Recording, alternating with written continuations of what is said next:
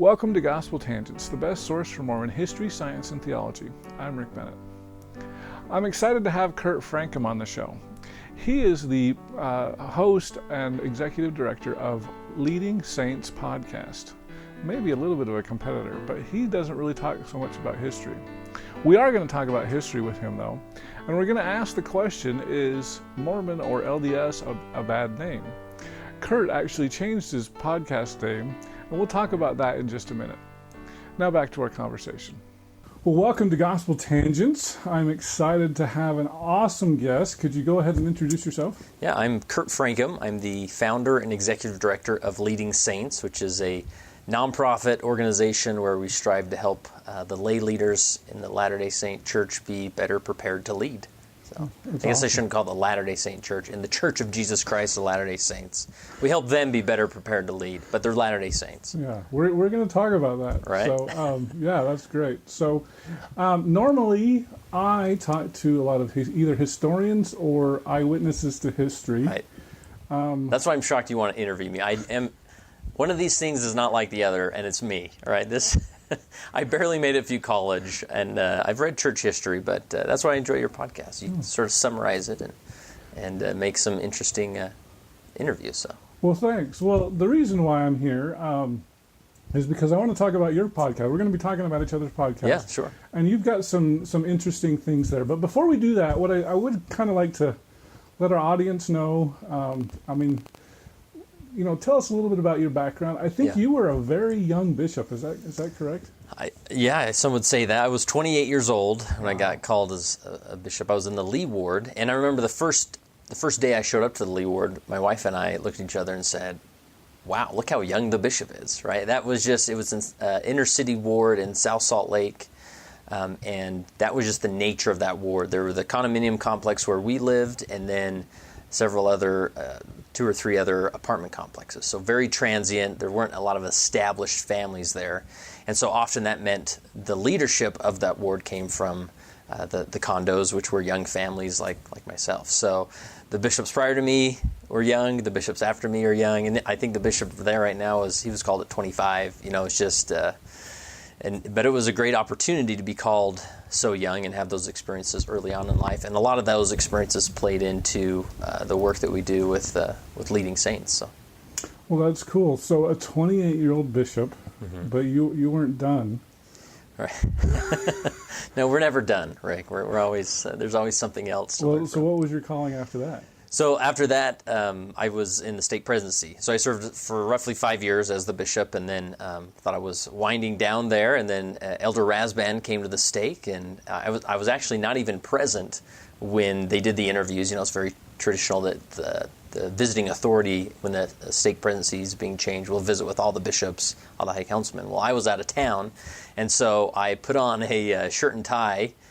I had Levi's and tennis shoes on, and we talked via Skype, and he interviewed me for maybe 5 minutes, if that, and didn't think anything of it. And then the next day they called me, and the new stake president asked that I serve as his first counselor. So I did that for 2 years, and then our condo was getting very small with a growing family, so we moved at that point. So wow, so.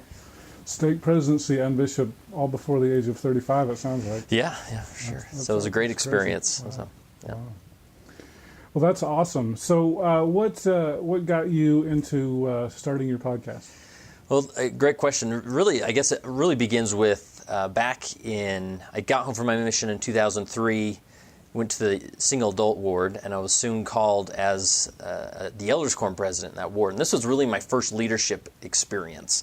I was a district leader on the mission, but that was a handful of companionships. It was very easy, and compared to other things I've experienced. But so I was in that ward. We had it was well over 100 elders in that quorum, even though you're not supposed to have more than 96. But nonetheless, that's what I was given, and it was daunting. And I really wanted to do a good job. I really felt like I invested the time, the effort. But I did everything wrong in hindsight. I did the guilt trip lesson for home teaching. I didn't even delegate anything to my counselors. I didn't know what to even do with them. Anyway, so I got married from that ward. That's where I met my wife. And obviously we moved out. And I was released from that calling just feeling like, man, I really tried, but I didn't feel like I moved the needle. I didn't feel like I had the impact or influence that I really thought I was capable of having. And so we moved on, moved into the Lee Ward, where I later became bishop, and I was called into the bishopric, and then for 2 years, and then that bishop was released, and then I was called as a high priest group leader. And I thought, okay, here we are again. I'm going to make, I don't know, I thought I was a capable leader, but I'm not. And I couldn't understand why I could walk into a Barnes & Noble and see bookshelves full of books all about business leadership, life leadership, leadership in various categories, but nobody was talking about leadership in the context of the church and, how to motivate people, how to public speak, how to run a meeting. These core like best practices that are talked about out, if you're a middle manager in a company somewhere else, you'll get that training or at least have some mentors or people to go to. But in the church, we're called to a leadership calling. They hand us a handbook, a good hearty pat on the back, and away we go, and it's sort of up to us to figure that out. And that leads to a lot of missteps at times or, with the best intentions. And so at that point, as high priest group leader, I thought, well, I'm not a leadership expert, but maybe I could create a platform to bring the leadership experts to discuss some of these topics. And so that's what I did. I bought the domain name leadinglds.com and just started blogging. I would read a secular business book and take the principles out of it and say, okay, how does this fit into the Latter-day Saint context, the lay ministry, and what can we learn from these principles? And just published those articles, and over time that got some traction. I started it in 2010, and then in 2014, as podcasting were becoming more popular, I had more of a background of public speaking and that type of thing, so I thought, well, I'll try that. So 2014, we started the podcast, which that's really where it got some traction and it started gaining an audience, and now we get it this month that we're recording. We're on track to get as many as 60,000 downloads across the world from leaders, in all different countries and states. And then in 2016, we became an official 501c3 nonprofit because that seemed like the best model for what we're trying to accomplish. And then in 2018, we changed our name from Leading LDS to Leading Saints. And why did you do that? Well, various reasons. The number one being just to avoid any public scorn that may come my way. Now, and obviously, President Nelson, has been very vocal about using the term LDS or Mormon, and to be honest, throughout the years there's always this confusion of people thinking that we were part of the church, that we were a different arm of the church, and I never intended that to be, or I wasn't trying to confuse anybody. So we wanted to adjust that to, in one sense, to follow the guidance of the prophet, but also it was our opportunity to maybe create a brand that stood alone, but still touched that community. So Leading Saints was made the most sense. So that's okay. So when your original name was Leading LDS, mm-hmm. and was that a conscious decision to try to kind of piggyback on the LDS church so people knew it was a Mormon themed podcast? Oh, sure. That was the audience we were targeting, and so it wasn't that. Yeah, obviously we weren't trying to confuse anybody, but we were talking about leadership in the LDS context. So Leading LDS was the original name, and it made sense then, but now has changed. So. Well, Leading Saints, that's a great name. I know you've been thinking about it for a while, since conference, I guess. Yeah. Well, I had bought that domain probably a couple of years ago, knowing that. At some point, it's always good to have a backup plan. So. Oh, okay. Well, that's good. Yeah. Well, and I will just let you know, I know, and I don't know if we should mention it, but I'm going to mention it anyway. John DeLynn, very popular podcaster, a little different audience than you have. For sure. So he has the Mormon Stories podcast, and I know that he had some issues with, Mormon, is it copyrighted, and some people were getting...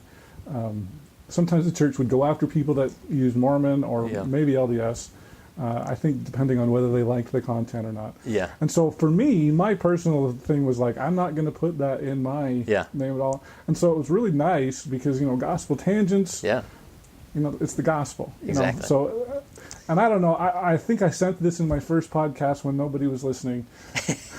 But I've always joked that, Gospel Tangents you've got gospel doctrine, you got gospel principles, and I'm the class out in the hall, gospel tangents. Yeah, and absolutely. So that's kind of where my name came from. So. Yeah, and that's great. Now it's your own brand. You don't have to worry about having to change. Yeah, I don't have to change. So that's awesome. So, do you have any thoughts on do you like that change that the or President Nelson is making with the church, or do you think it's a little silly, or what do you think? Sure. Well, my background, I have a marketing degree, so I'm a marketer. So when I first heard it, I was like, no, like that, the search engine optimization, like, and the branding, like, this violates every principle, of marketing that there is. And but I mean, the reality is that every prophet has certain directions and ideas and thoughts that they'll move forward. And you look at President Hinckley's time, as I've read his biography and such, that the smaller temple concept came to his mind long before, decades before he was actually in that seat as the prophet. And so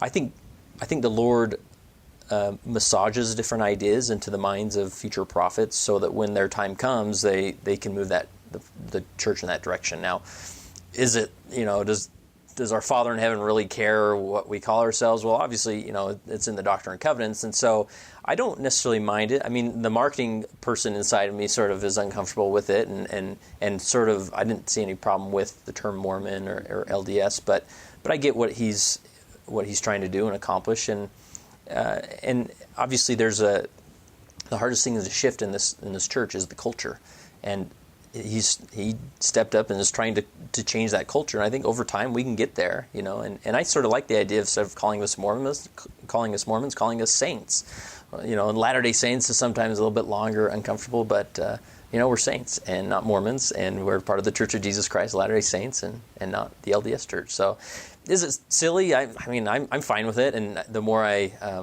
adjust that in my vocabulary, the more I'm fine with it. So, do you see? Originally in the early days of the church, Mormon was a derogatory term. Yeah. With President Nelson's switch, do you see it becoming a derogatory term again? No, I think it'll. I don't see that at all. Obviously, some people may. The prophet said this, so if you do say it, especially after I've given you 4 or 5 chances, I'm sort of offended. But I guess that could be the case. But I think as far as like shifting the church of calling us one thing, but to get the world to shift is another beast of an effort, right? And so I think it will always probably be there at least for another 50 years at most before it's worked out of the media, and but hopefully we can at least make that happen within our own communities. And I guess regardless of what we call ourselves or what our prophet asks to call ourselves, the world will always find derogatory terms for our community, just like any community, right? And that's just the nature of it, and we can just move forward and let it roll off our back. So, well, that's great. So, one of the things that I wanted to talk to you about, so you've got some really interesting interviews. Sometimes I sit here and I say, well, am I really in the target demographic? I'm not a leader. I'm not an elders quorum president. I'm not a ward mission leader. At the moment, it's really weird. This past Sunday, I was released, and I am callingless, which was really, really strange. I've been doing genealogy. I've been in family history for 5 years or so, and I guess the bishop decided that was time for a change. And I don't know what he has in plans for me right now, but yeah, so I sit here and I'm like, should I listen to this? Is this, I'm not a leader. I'm not anything like that. What would you just say to somebody who's not a young women's leader or, something like that? Mm-hmm. Well, our motto or phrase that I end every podcast with is be a leader, not a calling. And to me, there are individuals out there who sit there week after week and look at their bishop and think, like, this is so frustrating, like he should do it differently, and doesn't he see the problems he's creating, or doesn't he see this, or that he's alienating this group or whatever? Like, to me, if every member of the church sat back and said, I'm going to be a leader and not wait for the calling, and reach out to the one that you think maybe the bishop is alienating to, or if do whatever you can, if there's a problem, like take some steps forward to solve it, right? And so sure, our podcast really tries to tackle topics and concepts around being a leader, but a lot of the I would say a huge chunk of the audience that listens is not in a leadership calling, and they appreciate the dialogue that we bring to certain concepts because it helps them to be a leader when they're called upon to do it. And a lot of times that's not in a formal calling, context. Okay. I hope you enjoyed our conversation with Kurt Francom. In our next conversation, we'll talk about ministering. What does Kurt think about this new program? The best thing we could do as ministering brothers and sisters is just set an appointment, go over, and ask them the question, how would you like to be ministered to? And if someone asks that to me, I would say, well, say hi to me at church. If you see me at church, will you sit by me? I'd love that, I hope you enjoyed that short clip from our next interview. If you'd like to hear the entire interview uncut, please go to our patreon.com/gospeltangents and subscribe for just $5 a month. If you'd like a transcript of this, please click the yellow subscribe button at gospeltangents.com, and I'll send you this and all future transcripts. Also, if you'd like a paperback like we've got here, those are available at our website at amazon.com. Just do a search for Gospel Tangents. Please get all updates at our Facebook page at facebook.com/gospeltangents. We're also on Twitter at Gospel Tangents. You can also get transcripts individually at our website, gospeltangents.com/shop. Finally, make sure that you subscribe on our Apple Podcast page. Just do a quick search for Gospel Tangents there and give us a 5-star review while you're at it. Thanks again for listening. Your support helps create more Mormon history classes and podcasts such as this, and so I really appreciate you listening. Please share with your friends. Click here to subscribe, here for a transcript, and over here you'll see some more of our great videos. Thanks again.